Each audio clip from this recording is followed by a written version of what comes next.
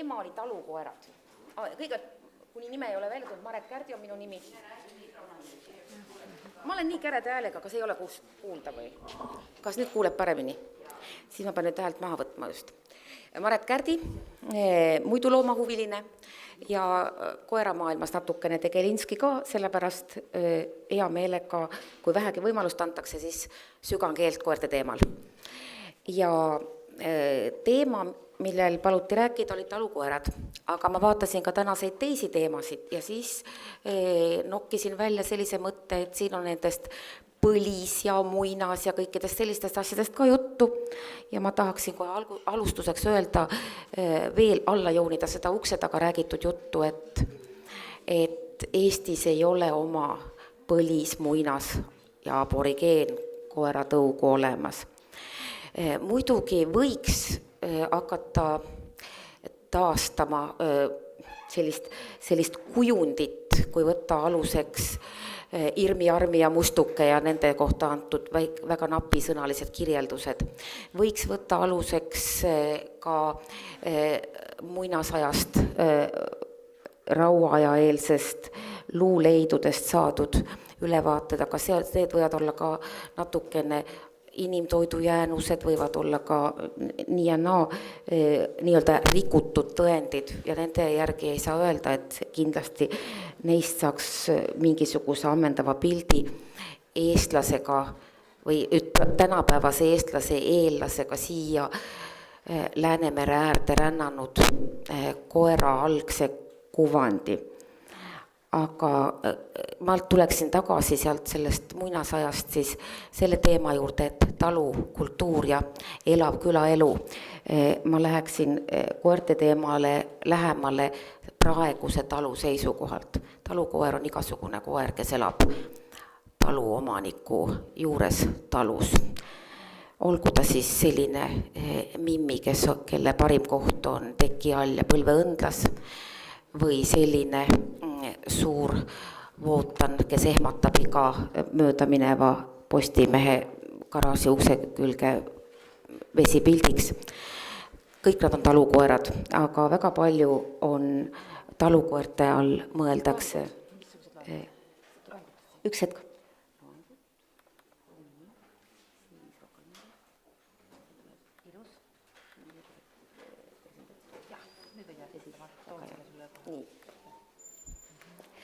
Nüüd me saame vist tehnilist abi ka natukene ja et kõikidest koertest, kes elavad maal, saab öelda talukoerad ja kõikidest tüüpilistest põllumaanduses kasutatavast tõugudest, kes elavad mingil põhjusel tiheasualades, ei pea alati talukoera kontekstis rääkima. Nii. Minu meelest väga meeleolukas pilt, aga üleüldsegi ei iseloomusta Eesti olusid ja see on 1,5 sajandi tagune kujund Briti saarte talumeeste igapühapäevasest või natuke pühalikumast pühapäevasest laadaplatsist, kus maaomanikud, põlluharijad, loomakasvatajad oma elumuljeid ja kogemusi vahetasid ja koerad kuulusid sinna elu juurde.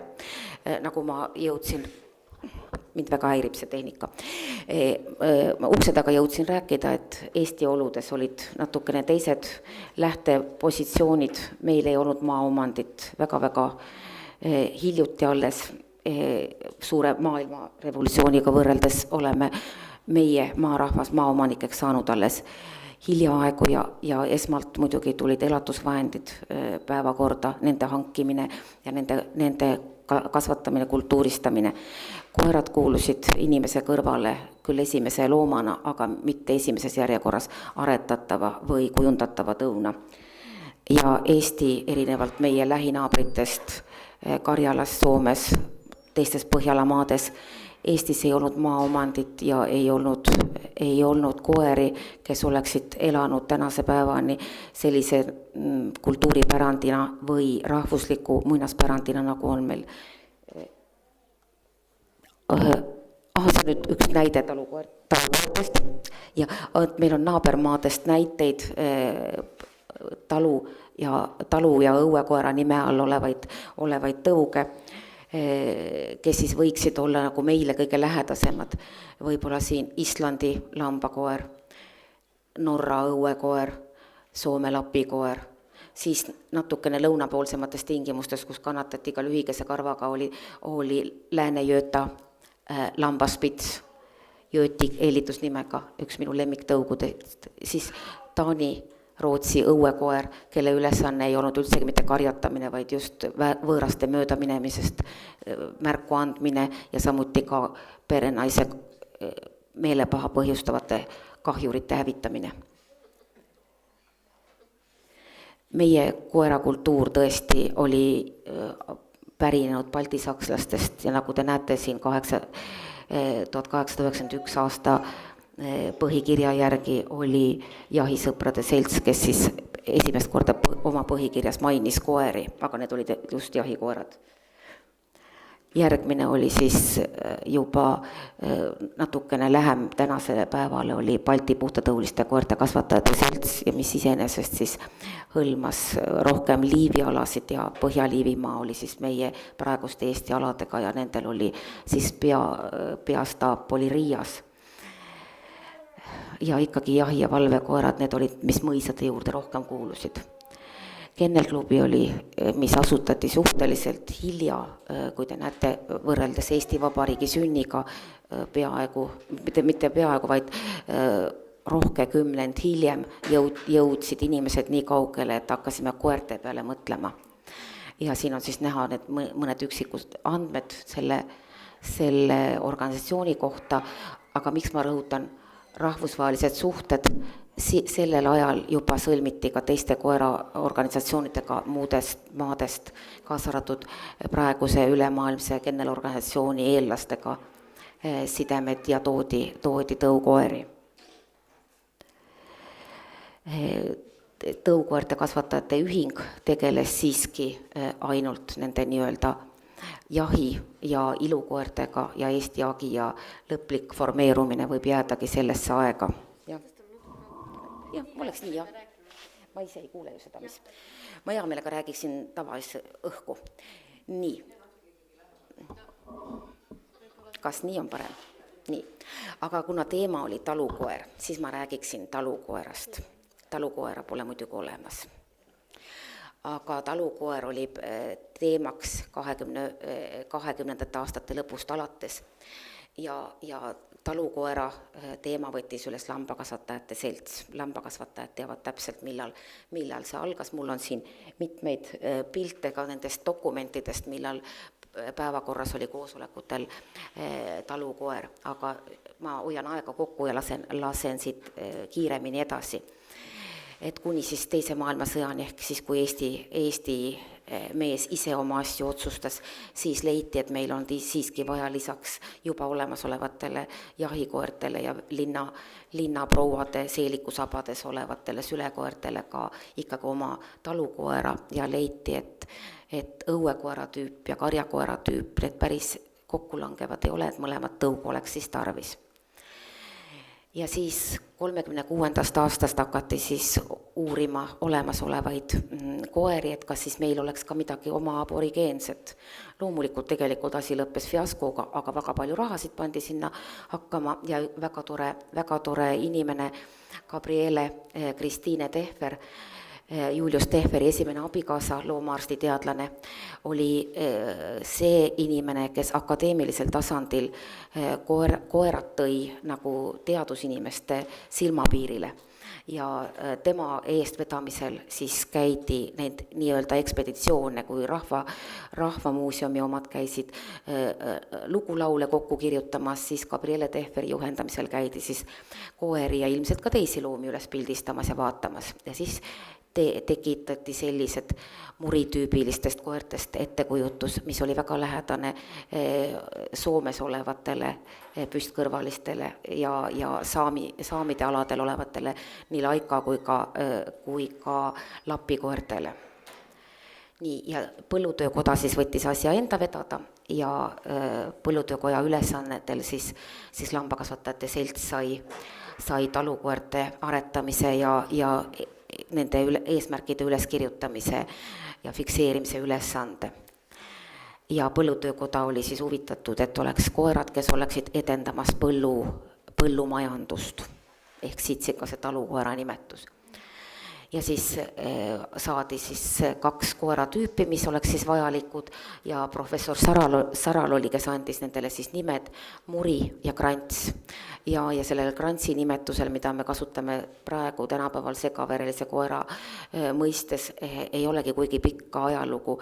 Krants tähendas siis valget võru ümber kaela ehk krantsiga koer. Ja need olid siis need karjakoerad ja see krants ei ole ka kuskilt laest võetud või sõrmenipsuga saadud, selleks ajaks 30. aastate keskpaigaks olid juba nii-öelda valgustatumad ja enamamad lambakasvatajad, karjakasvatajad toonud koos tõuloomadega ka välja õpetatud või õpetamisvalmeid töökoeri, kelleks olid siis working collid Iirimaalt, Inglismaalt, Šotimaalt, Briti saartelt. Ja need olid kõik tüüpilised nii-öelda Iiri valgete märgistega, valge koonuvõru, valge kaelavõru, valge manisk, valge käpaotsad ja valge sabaots, mis tähendas seda, et see koer pidi olema pimedas nähtav ja see põhivärvus pidi tagama, et valge lambavilla taustal koer oleks ja tema liikumine oleks hästi nähtav. Nii et see krantsi nimetus tuli sellest ja Muri siis oli selline tavapärane talukoera üldnimetus. Ja siis sooviti ka mingil hetkel, et tehakse 1 koer, aga kui te teate ise, meesterahvad eriti, saega haamritööd ei asenda, mobiiliga võid küll üritada naela seina lüüa, aga ilmselt naela löömiseks leiab ka parema riista. Ja sellepärast leiti ka, et õuekoer, kes öösel valvab, ei oleks piisavalt hoolas karjas ja vastupidi. Nii, karjakoer Krants oli siis esimeste toodud kollide nagu prototüübi järgi välja mõeldud kujutlus siis koerast, kes oleks piisavalt pika karvaga, ise puhastuva karvaga, kes oleks hea karjavaistuga ja kellel kindlasti oleksid valged märgised ja siin on siis ära nimetatud 2 kõige tuntumat karjakoera toojat oli Otasson ja Otas ja Hansen olid siis Päriveres ja Viljandimaal olid, kes siis tõid lammastega koos omale koeri ja neid koeri legendidena räägiti ka minu ema eakaaslaste hulgas. Nii, ja siis esimese põlvkonna järglased kohalike koertega loomulikult karjavaistud olid olemas, aga kaugeltki mitte seda, mis puhtana toodud koertel ja kui neid omavahel siis ristati, selges, et veresus kumuleerus ja tulid järjest paremad töötavad koerad, aga mina seda päris tõuaretuseks ei pea ja ilmselt on ka paremaid erinevate ülesannetega koeratõuge olemas, et ise igat asja tegema koha peal ei peaks.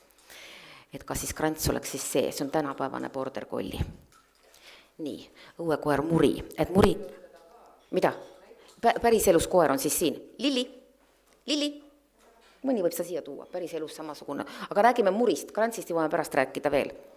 Nii, Muriga seda, keda siis ekspeditsiooniga nagu pärimust otsiti ja kes võib-olla ka mingitel vanadel kujutistel ka oli võib-olla selle Kalevipoja mustuke sümboolne väljendus. Kujutati ette siis püstiste või poolpüstiste kõrvadega, nagu praegu on Soome lapikoer. Lilli, tuli siia. Ja temal küll täiskrantsi ei ole, nii et tema on osalise krantsiga koer. Ja sooviti siis Murit leida, aga Põhjamai või Saksa spitsid, kellel oli liiga tugev valveinstinkt ja vähem sõbralikkust ja territooriumi hoidmist, need ei sobinud Eesti oludesse ja Lapist ja Soomest ja teistelt Põhjamaadelt siis üritati saada lisamaterjali, aga muidugi plaanideks see asi jäigi. Ja siis 28. aastal, siis nüüd peaaegu 100 aastat tagasi, väidetavalt neid Muri-tüüpi koeri olevat Eestis veel olnud, aga vaadates neid kunagisi fotomaterjale, eks neid on praegu ka. Nii et kas nad nüüd päris need Murid olid, loodeti siis mingisugusele kujutusele vastavat koera saada. muritüüp siis pidi olema natukene tüsedam, natukene karvasem ja kindlasti pidi olema vähem liikuv, sest et ta pidi pidama õueala oma valve all. Kas see on siis muri? Noh, see on tänapäevane keesond ehk Hollandi päritolu tõuk, kes on Inglismaal selliseks aretatud. Võiks küll vastata meie natukene võigule murile.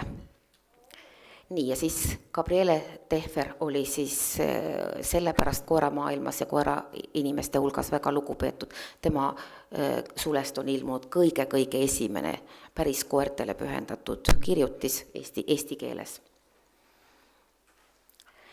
Siin on siis mõned võtted ka Tehveri kirjutatud artiklitest, millega siis valgustatumate, enamate ja paremate talupidajate hulgas levinud kirjasõna hulgas siis propageeriti vajadust koertega tööd teha. Lähme siit edasi. Siin on üks Otas Päriverest oma koerale, Kollile. Vaata, kui te nüüd näete seda koera siin, pildi kvaliteet on küll selline, et ma ei kujuta ette, kas te väga palju sarnasust minu paela otsas oleva koeraga, aga nad sama tõugu muidugi. Et on Otase Inglismaalt toodud koer, kuidas ta käega annab märke koerale töö tegemiseks. See võiks siis olla nagu muritüüpi koer. Siin on ta lontis kõrvadega, aga väga äratuntav nii Läänesaarte hülgekoera kui ka Põhjamaade lapikoera tüüpi, et see oleks siis nagu muriks väga hää õuekoer. Garantsia muri aretamisele, see oli juba 39. aastal, oli kinnistunud dokumentaalselt 2 tõunimetust, et käis läbi nii Põllutöökoja kui Lambakasvatajate seltsi ja Eesti Lambaaretuskomitee dokumentidest. Ja lammaste tõuaretuse komitee 13. märtsi 39. aasta otsusega siis juba võeti aretusprogrammid vastu, määrati päris eeskirjad nende tõugude aretamiseks. Eeskirja järgi tuleks siis aretamisele 2 karjakoera või talukoera tüüpi, karjakoer Grants ja õuekoer Muri. Ja siis põllumehe juuninumbris juba küll vennas väljaanne, aga üsna mõni kuu hiljem oli juba propageeritud nii-öelda teise toimetaja toetajate lugejaskonna hulgas täpselt samuti õue- ja karjakoerte aretust. Nii nagu õpetati mähkmete õmblemise ja seebikeetmise kunsti perenaistele, nii õpetati karjakasvatajatele siis koerte pidamise vajadust. Nii, tõuaretuse korraldus siis oli kasvatuste loomine. Kasvatuste loomiseks oli siis põllumajanduslikute tõukoerte eeskiri. Ma ei hakka vist teile punktide haaval, mul on siin enda huviks välja kirjutatud ka, mis punktid siin kõik olid, et põllumajanduslikud tõukoerad olid siis Põllutöökoja eestkoste all ja nendega, kuhu ma keriksin edasi, et organisatsioonidele oleks abiraha ette nähtud, et saada neid tõuge.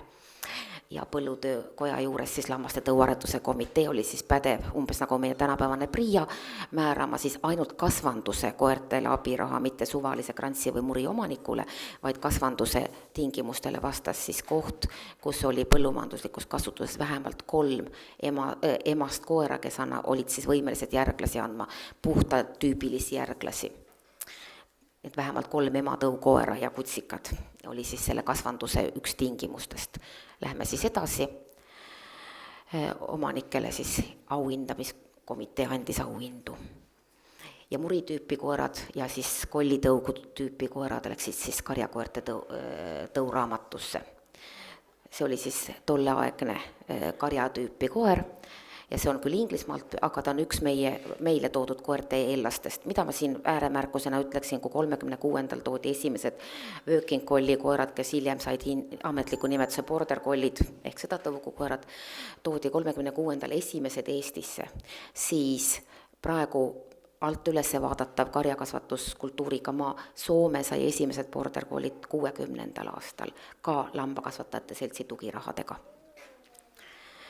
Ja ka nendest tolleaegsetest muride ja grantside aretamisest siis saab sellistest kohtadest lugeda tolleaegsetest allikatest. mis siin on? Ja Border Collie siis Eestis peale selle, kui 36. toodud koerad, kelledest säilisid sõjakeerises ainult legendid, olid siis hiljem Suurbritanniast toodud Taga-Kaukaasiasse ja Venemaa suurtesse lambakarjadesse toodud Border Colliede järglased. Sealsetesse oludesse need koerad absoluutselt ei sobinud, üleliiduliselt lambakasvatuse instituudi katsetustega tehti neid erinevaid ristamisi, nendesse oludesse, nendele tõugudele, nendele maastikele Border Collie ei sobinud. Õnneks neid koeri puhta tõulistena, küll paberiteta, aga puhta tõulistena, puhta tüübilistena toodi ka Tartusse lihakombinaati. Õnneks olid Põllumajandusakadeemia inimesed, kes mäletasid neid koeri härra Mustoga eesotsas. Nii et Orumäe ja Puka sofoosis neid koeri puhtana säilitati, paljundati ja jagati siin üle Eesti ka, nad olid riigi omand, ühismajandite omand. Minu kodumajandisse, kus kohal mina oma lapsepõlve veetsin, Päriverre muidugi toodi ka, Tori hobuse kasvanduses oli neid musta-valge kirjusid karjakoeri. Ja nendest oli veel pilte isegi selline raamat nagu Služebное собаководство сельском хозяйстве 67. aasta väljalase, kui oli veel Tartust ja Torist tehtud pilte koertest. Ja siis esimene Border Collie, kes oli siis paberitega tõuraamatusse kantud, siin on ekslik 92, ta sündis 93, sai tõuraamatusse kantud, oli siis selle praegu paela otsas oleva koera ema. On siin ülemisel vasakpoolsel pildil. Karjakoortest siis juba karjakoorte päeval. See oli küll väga huvitav ettekanne, et olen ka natukene kuulnud seda lugu, aga nii põhjalikult ja nii hästi ja et sellel selline pikk lugu veel on ja täna me saame seda koera näha, see on küll suurepärane, suur tänu. Aitäh! Väga tore. Kristal on küsimus?